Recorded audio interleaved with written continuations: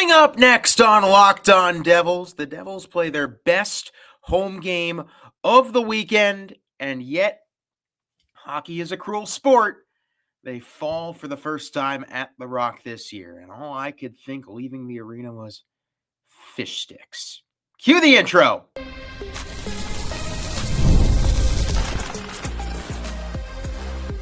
You're Locked On Devils, your daily podcast on the New Jersey Devils. Part of the Locked On Podcast Network, your team every day.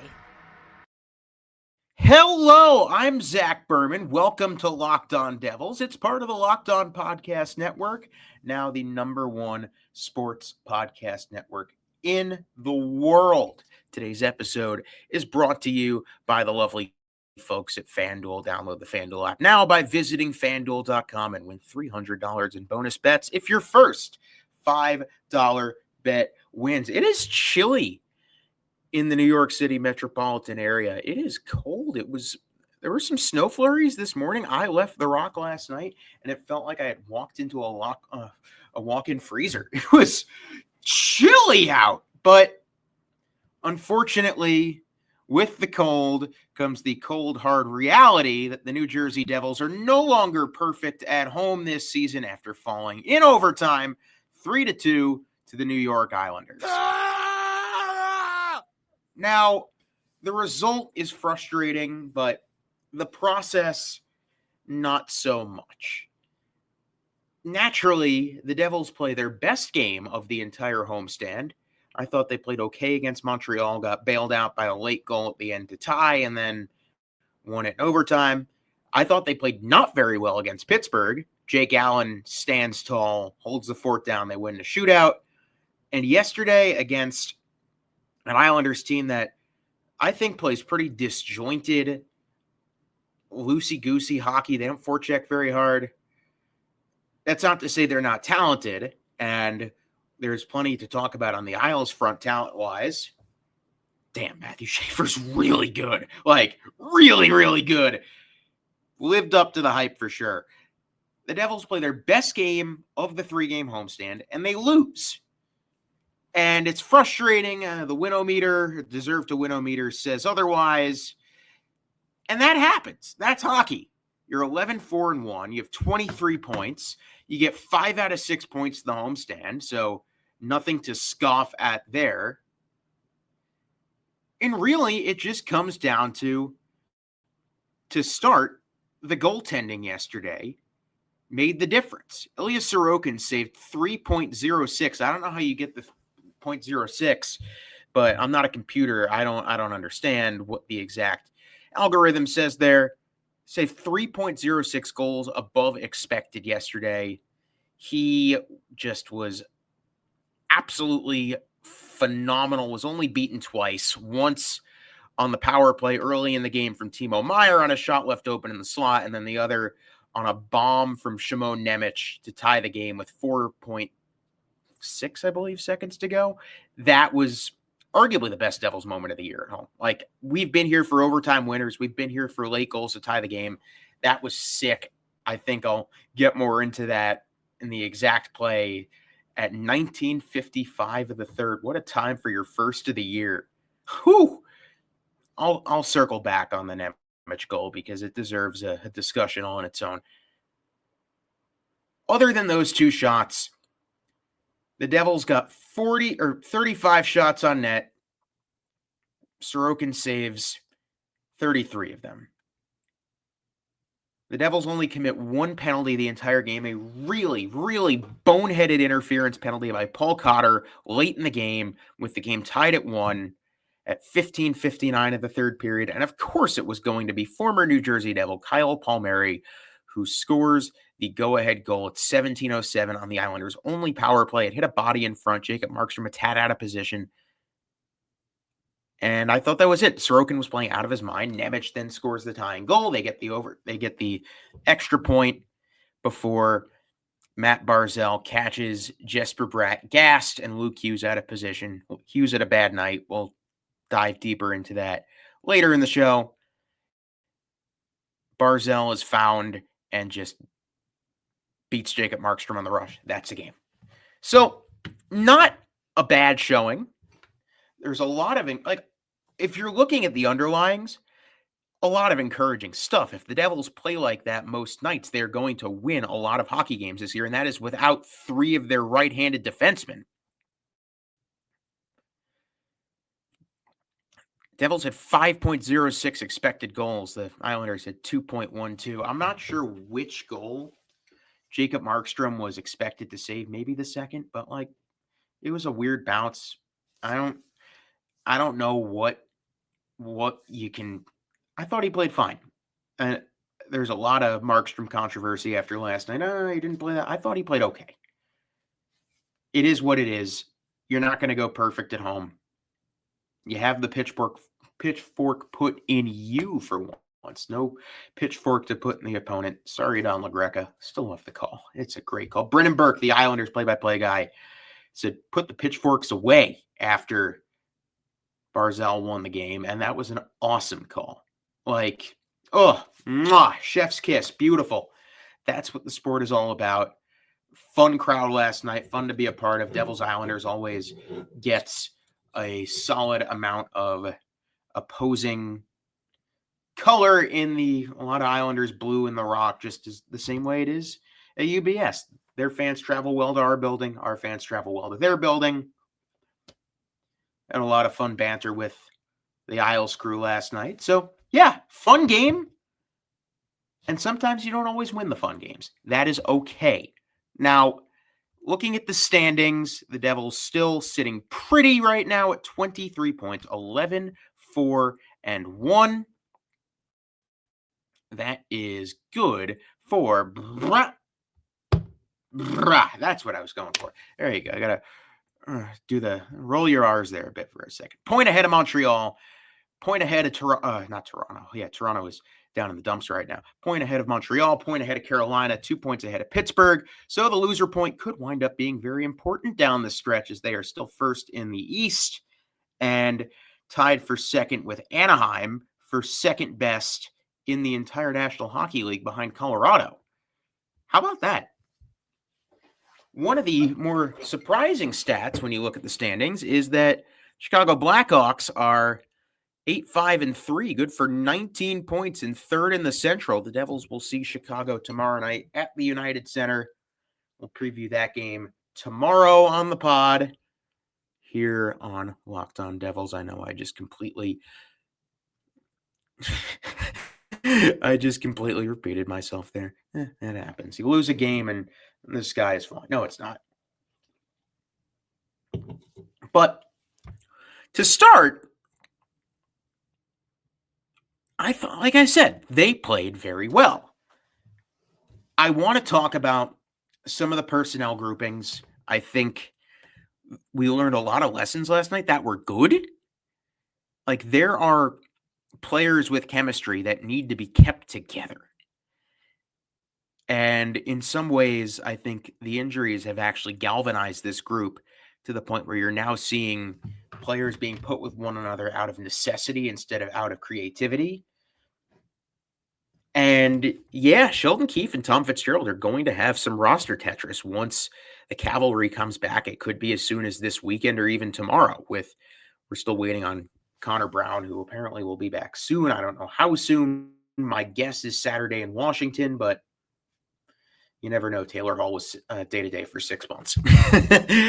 So any other thoughts really pertaining to the score? Oh, yeah, Luke Hughes had a bad game. Really bad giveaway, spinning the puck into center ice.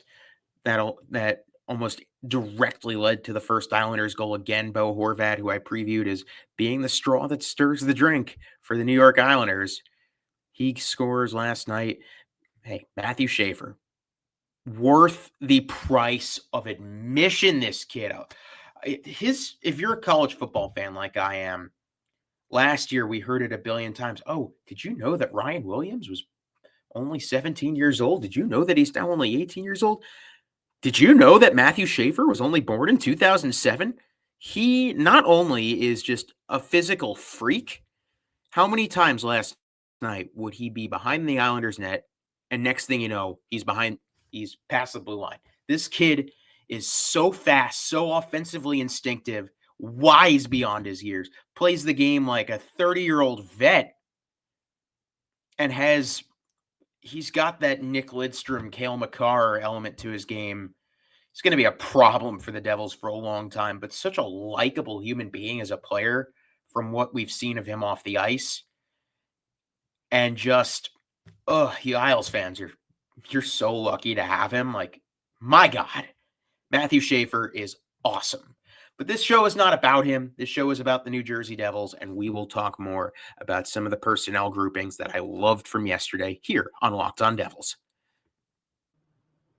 Today's episode is brought to you by FanDuel. The NBA is back, and there's no better place to get in on the action than FanDuel, the official sports betting partner of the NBA. Even if you missed the start of the game or want to ride the hot hand, FanDuel has live bets on everything from who will score next to fourth quarter comebacks. Plus, you can even combine your live bets into a same-game parlay for a shot at a bigger payout. It keeps every game exciting, especially when your team's making that late push. Right now, FanDuel is giving new customers $300 in bonus bets when your first $5 bet wins. So head to FanDuel.com to sign up and play your game with FanDuel, the official sports betting partner of the NBA. We are back here, Locked On Devils. It is November 11th. Happy Veterans Day. Thank you to all who have served. And if you're listening and you served for our country, my deepest gratitude and thank you so much. But back to the hockey. The Devils, of course, lost last night and played very well despite doing so. I want to talk about a few things with the lines. I was definitely having fun with it on Twitter yesterday on Locked On Devils. Also, if you're not following me on Locked On Devils on Twitter, you should. It's a fun conversation, fun time out there.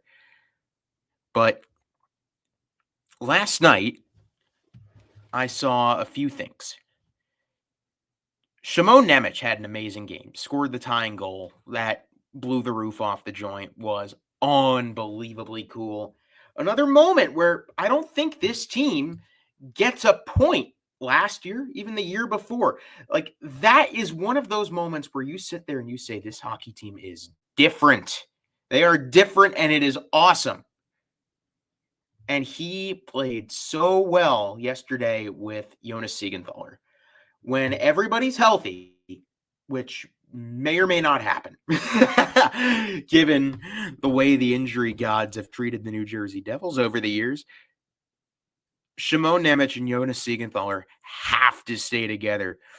Siegenthaler keeps Nemec reined in to the point where he's not making bonehead mistakes offensively,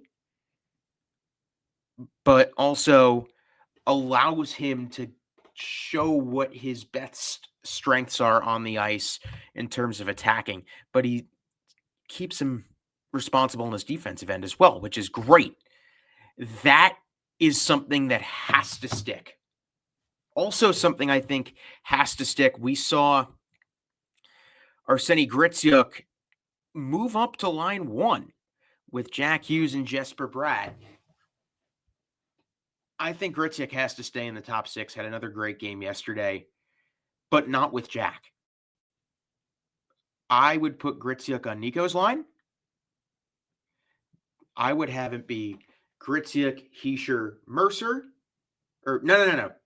Gritsyuk left wing, Hischier center, Mercer right wing. I know I'm drawing this out for my audience here. And then my top line would be Timo Meier, Jack Hughes, Dawson Mercer. I had a dream last night that Timo Meier was traded to the Los Angeles Kings as a cap dump. It was very detailed. I don't remember what we got back in return. It wasn't much, but it was like a very detailed dream. I remember, I was dreaming that I was sitting on my couch and I got a tweet from Elliot Friedman that Timo Meier had been traded to the Kings. And I was like, what the heck? That never happened. Timo Meier is still here. He scored yesterday. He had an amazing game. Was flying. Looked like a man on a mission the entire night. cosmetically, I know he might be keeping it because it's Movember. Timo's got to keep the stash. Timo rocks the stash. Stash looks awesome on Timo Meyer. I know I'm not the fashion police here, wearing a ski-themed flannel and a gray beanie on November 11th. It's chilly out, but what you got to do. Timo looked awesome, but Nico Hischier is definitely fighting something. He's definitely not 100%. Looked like he was fighting it yesterday. It was, he's the captain, and he's gonna be playing through stuff. That's just the way it is. But I think you got to shuffle the top 6 to figure things out there. I would not unpair Cody Glass and Andre Palat. I think those two players bring the best out of one another. Glass and Palat, there's something there. And I think once Connor Brown comes back from injury, Glass, Brown, Palat, that's a line. That's a line that stays that way. Also on the fourth line, Zach McEwen had a nice game yesterday. We've only seen him in 2 games, but he's looked like he's more than just a guy. Looks like he could be a legitimate contributor to this roster. And it's got to be the funniest outcome to the Curtis McDermott debacle, where it's a player swap just to get the contract off your hands. And McEwen turns out to be something of value for the New Jersey Devils, whereas the same complaints that Devils fans have had about Curtis McDermott since he joined the team, he's brought in to fight, doesn't really fight. He watches players get run over. He's not a good hockey player. We're seeing the exact same complaints from Ottawa fans, and I think that's really funny. I think it's incredibly funny. So McDermott turning out to be the same thing he was in New Jersey for Ottawa, and McEwen turning out to be good. God, dude, I liked his game a lot. You know whose game I didn't like yesterday? Paul Cotter's. I thought Paul Cotter kind of stunk. And once Evgeny Dadonov comes back in, I think Paul Cotter is the guy that's going to ride the bench. He took that dumb penalty late in the third period that led to the Isles power play goal against. Speaking of power plays, Devils went 1 for 4 on the power play. I thought the power play looked very good. There's some, we need to score more in the power play. Ilya Sorokin did Ilya Sorokin things. That's why they only scored once the power play, not because the Devils had bad power plays. Really, a surprising amount of things to unpack in a game in early November. Let's see what else. Oh, yeah. Jonas Siegenthaler diving back to save a puck from going into the net. This team, with the amount of injuries, I think the top-heavy forward group and some shoddy goaltending from Markstrom, they're 11-4-1. And I think that falls on coaching. And it's probably the first time in a while where I can say falling on coaching is a good thing. Because the job that Sheldon Keefe is doing with this unit, given all the adversity they are facing, is beyond words. He's accountable. He's honest. He just keeps them motivated, and they're standing up for one another. And that's the kind of hockey that we have been waiting so long to see this group play. And it's so encouraging. Night after night, they're never satisfied. Even though 5 out of 6 points for a homestand, that's damn good. It's not good enough for Sheldon Keefe, and he's going to make sure that's not good enough for his team. I love it. And they're going to need to bank these points because 5 straight road games, you didn't play well on the road in California and Colorado. How on earth do you keep the momentum up? Last night's game is a glimpse of this team at their best, and yet you don't win that game. How do you build upon that? Come out angry. It's November. You still got a ways to go. You're going to have games like that where sometimes the other goalie is just unbeatable. This team has shown that they are capable of fighting through adversity, which past Devils teams have not been so good at. Last night was the best they played since the 8-game win streak. How do you keep that train rolling heading on the road to Chicago tomorrow night? Take a quick break. When we return, talk a little bit more about the defensive pairings because there are some questions. I said roster Tetris. Let's see how crazy things could get, especially with Jonathan Kovacevic back in skating and maybe another few weeks away from return here on Locked On Devils. New ad read time. Let's go. When I'm hydrated, everything just works better. My focus, energy, mood, even my skin. That's why I've been using Drip Drop. It's doctor-developed hydration that keeps me running at full power no matter what my day looks like. Drip Drop isn't your average sports drink. It delivers 3 times the electrolytes and half the sugar of leading brands using a science-backed formula trusted by medical professionals, firefighters, and only 90% of top collagen proteins. I like using Drip Drop as part of my daily routine. I'll mix a packet in the morning before the gym or during that midday slump. It actually tastes amazing, and it's become my secret weapon for staying sharp and energized through long days. Hydration has become non-negotiable for me. Drip Drop helps me feel smarter, calmer, and honestly, just better overall. Right now, Drip Drop is offering podcast listeners 20% off your first order. That's dripdrop.com, and use the code LOCKEDONNHL. That's dripdrop.com. Promo code LOCKEDONNHL for 20% off. Stock up now before the heat hits hard and keep your body and mind performing at their best with Drip Drop. I'm headed to Florida in a few weeks, or in a few days, so to speak.